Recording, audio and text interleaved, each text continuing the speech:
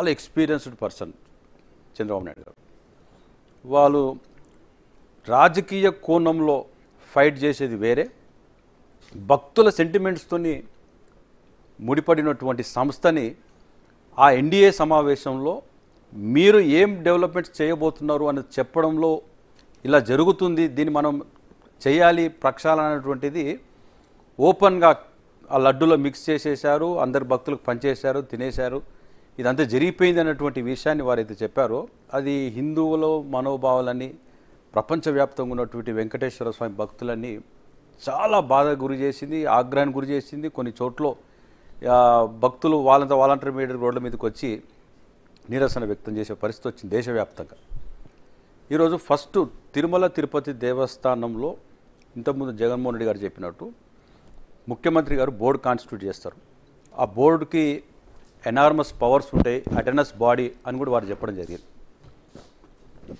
So స్వామివారి లడ్డు విషయంలోకి వచ్చేసరికి టీటీడీ బోర్డు కాన్స్టిట్యూట్ అయ్యేటప్పుడు 16 మంది బోర్డు సభ్యులు, ఎండోమెంట్స్ కమిషనరు, ఈఓ గారు, ప్రిన్సిపల్ సెక్రటరీ ఎండోమెంట్స్ గవర్నమెంట్, వీళ్ళందరితో కూడినటువంటిది ఒక కమిటీ టీటీడీ బోర్డులో ఉంటుంది.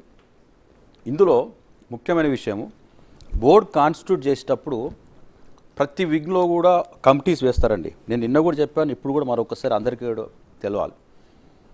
ఇది 2019లో టీటీడీ బోర్డ్స్ సబ్ కమిటీని కాన్స్టిట్యూట్ చేసేటప్పుడు అందులో ఫైనాన్స్ కమిటీలో Narayana Swamy Srinivasan member, India Cements owner, J Rameshwararao member, my home groups అధినేత, రాజేష్ శర్మ, క్యాప్రీ గోల్డ్ అనే ఒక సంస్థ ముంబైలో ఉంది, కుపేందర్ రెడ్డి కర్ణాటక నుండి, బెంగళూరు స్పెషల్ ఇన్వైట్ అని రాశారు.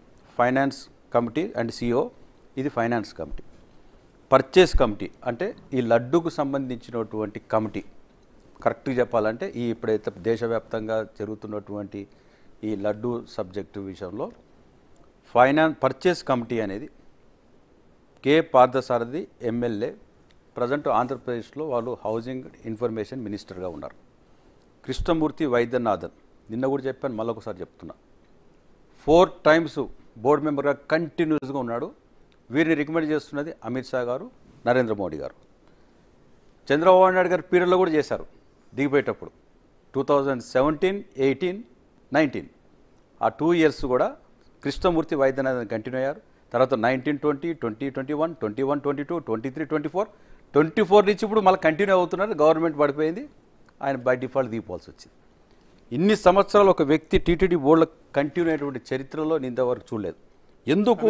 రికమెండేషన్ అమిత్ షా గారు, నరేంద్ర మోడీ గారు, ఇది నాకు తెలుసు. కృష్ణమూర్తి వైద్యనాథన్ అనే ఆయన పర్చేస్ కమిటీలో ఉన్నాడు.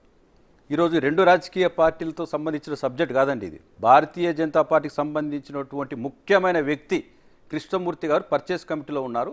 వారు కూడా దీనికి వివరించాల్సిన అవసరం ఉన్నది. ఎందుకంటే ఇప్పుడు మనము ఇద్దరు ముఖ్యమంత్రులు మాట్లాడుకోవడం, పరస్పర విమర్శలు చేసుకోవడం కాదండి.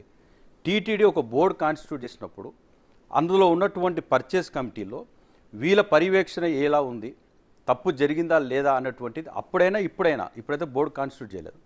నేను చెప్పేది ఏంటంటే ఒక వ్యక్తి ఇన్ని సంవత్సరాలు కంటిన్యూగా ఒకటే ప్లేస్లో కూర్చున్నప్పుడు మానిటరింగ్ సిస్టమ్ కూడా అంత క్షేత్రస్థాయిలో జరగాలి. కేవలం ఎయిర్పోర్ట్కి రాగానే కారు పెట్టడం, కారు ఎక్కడం, అలిపిరి దగ్గర ఎటువంటి చెక్ లేకుండా డైరెక్ట్ కొండ మీదకి వెళ్ళిపోవడం, అటెండర్ తాళంచెలు పట్టుకొని ఉండడం, తలుపులు తీసి ఉండడం, అటెండర్లు అడవుడి మామూలుగా ఉండదు, కొండపైన వాళ్ళని రిసీవ్ చేసుకోవడం, సార్ దర్శనానికి ఇప్పుడు వెళ్తారా, రేపు మార్నింగ్ వెళ్తారా, ఎనీ టైం వాళ్ళు అనుకున్నప్పుడు. అంత హై ప్రోటోకాల్ ఉన్నటువంటి వ్యక్తులు అక్కడికి వచ్చి పనిచేస్తున్నప్పుడు క్షేత్రస్థాయిలో ఏదైనా తప్పు జరిగినప్పుడు దానికి జవాబుదారీతనం టీటీడీ ట్రస్ట్ బోర్డు అండి. ఇందులో ఇద్దరు ముఖ్యమంత్రులను అనడానికి వీల్లేదు. ఇది ట్రస్ట్ బోర్డు కాన్స్టిట్యూట్ చేసినప్పుడు అక్కడ బోర్డు పర్యవేక్షణ మైక్రో లెవెల్లో ఎలా జరుగుతుందో అనేటువంటిది చూడాల్సినటువంటి బాధ్యత ఆ సబ్జెక్ట్కి సంబంధించినటువంటి బోర్డు సభ్యులు మాత్రమే దానికి పూర్తి బాధ్యత వహించాలి. తర్వాత ప్రశాంతి మేడం గారు ఇప్పుడు ప్రజెంట్ ఎమ్మెల్యే గారు, వారు టీడీపీ ఎమ్మెల్యే, అంతకుముందు టీటీడీ బోర్డు మెంబరు, వారు కూడా 2 terms చేశారు. తర్వాత ఢిల్లీ టెంపుల్ చైర్మన్ కూడా చేశారు.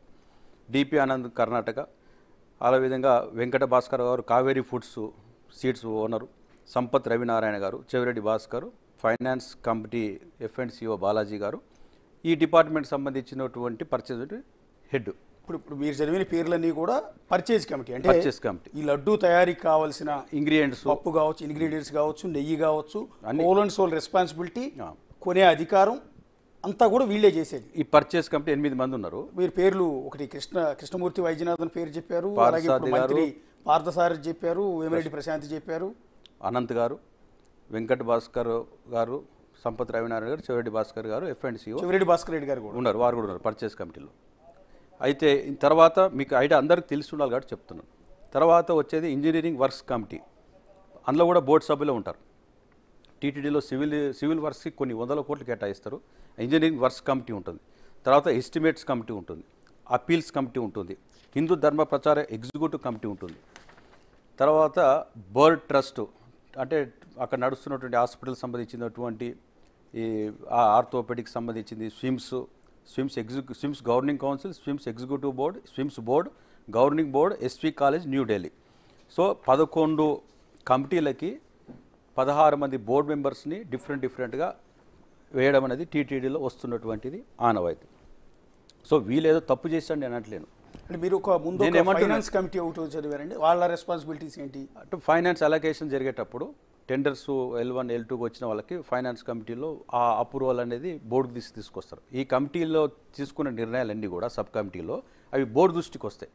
బోర్డు ఫైనల్గా అప్రూవల్ చేసినాక అవన్నీ రిలీజ్ అయిపోతాయి. అంటే ఇప్పుడు ఈ లడ్డూ కావాల్సిన ఇంగ్రీడియంట్స్ అన్నీ కూడా కొనాలి అంటే ఫైనాన్స్ కమిటీ నుంచి అప్రూవల్ రావాలి. ఫైనాన్స్ కమిటీ అప్రూవల్ రావాలి, పర్చేస్ కమిటీ నుంచి వాళ్ళు క్లియరెన్స్ ఇవ్వాలి, ఇదంతా కరెక్ట్గా జరుగుతుంది అని చెప్పి. అంటే నేను చెప్పేది కమిటీల గురించి నేను ఎందుకు చదివానంటే, 2 పొలిటికల్ పార్టీస్ మధ్యలో జరుగుతున్న ఫైట్లో భారతీయ జనతా పార్టీకి సంబంధించిన ముఖ్యమైన వ్యక్తి కూడా ఆ పర్చేస్ కమిటీలో ఉన్నాడు. వారు కూడా వివరణ ఇవ్వాల్సిన అవసరం ఉన్నది.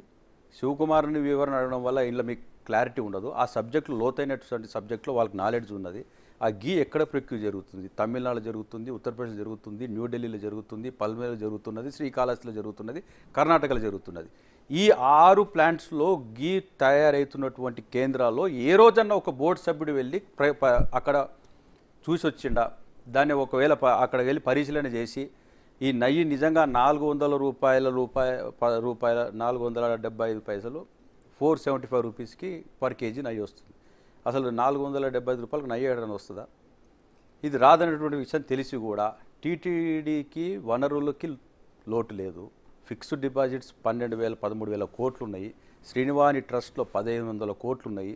స్వామివారికి రోజు హుండీలో కోట్లాది రూపాయలు భక్తులు వచ్చి వేసిపోతున్నారు. ఒరిజినల్ గీ కొనడానికి వీళ్ళకి ఏంటి బాధ చెప్పండి? వీళ్ళ జోబులకి ఏమైనా డబ్బులు ఇస్తున్నారా? 15,000 కిలోల నెయ్యి రోజు అవసరం పడుతుంది.